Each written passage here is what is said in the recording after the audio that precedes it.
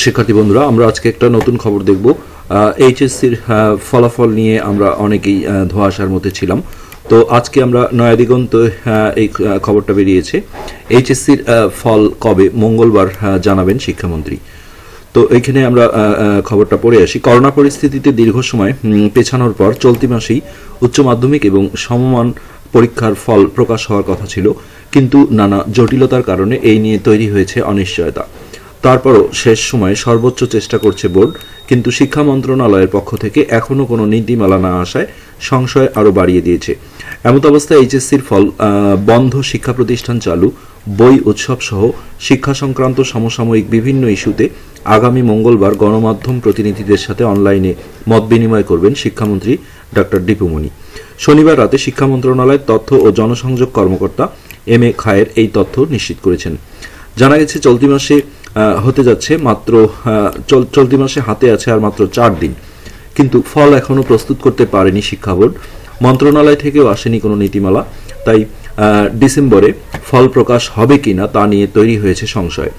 আন্তঃশিক্ষা board সমন্বয় sub কমিটির সভাপতি এবং মাধ্যমিক ও উচ্চ শিক্ষা বোর্ড ঢাকার চেয়ারম্যান অধ্যাপক নেহাল আহমেদ গণমাধ্যমকে বলেছেন, চলতি মাসে ফল প্রকাশের আপ্রাণ চেষ্টা করছি আমরা, আরও 2-3 দিন পর এই ব্যাপারে নির্দিষ্ট করে বলা যাবে।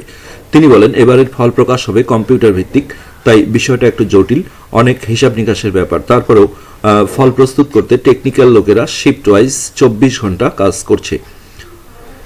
মাধ্যমিক ও উচ্চশিক্ষা বোর্ড ঢাকার চেয়ারম্যান আরও বলেন, নানা জটিলতায় আসলে এখন পর্যন্ত রেজাল্ট প্রস্তুত করা সম্ভব হয়নি। কিভাবে ফল প্রস্তুত হবে সে ব্যাপারে শিক্ষা মন্ত্রণালয় থেকে আসেনি কোনো নীতিমালাও। চেষ্টার পরও যদি এই ফল প্রকাশ 2-1 দিন পিছিয়ে যায় তাহলে তো বড় কোনো সমস্যা হবে না। অন্যদিকে এবছর মোট 34.5 কোটি বই ছাপানো হয়েছে, যা নতুন বছরের শুরুতে শিক্ষার্থীদের হাতে তুলে দেয়া চ্যালেঞ্জ হয়ে দাঁড়িয়েছে। যদিও আগামী 31শে ডিসেম্বর প্রধানমন্ত্রী শেখ হাসিনা ভার্চুয়াল মাধ্যমে বছরের শুরুতে বই বিতরণ কার্যক্রম উদ্বোধন করবেন বলে শিক্ষা মন্ত্রণালয় সূত্রে জানা গেছে।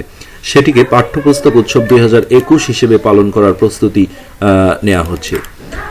জাতীয় শিক্ষাক্রম ও পাঠ্যপুস্তক বোর্ডের এনসিটিভি বই বিতরণ নিয়ন্ত্রক অধ্যাপক জিয়াউল হক বলেন, উপজেলা থানা শিক্ষা অফিস এই পর্যন্ত বই পৌঁছানোর দায়িত্ব এনসিটিভির, বাকি দায়িত্ব মাওসি এবং প্রাথমিক শিক্ষা অধিদপ্তরের।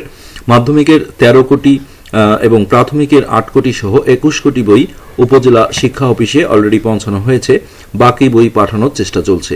তো এই ছিল আমাদের আজকের নিউজ। ধন্যবাদ।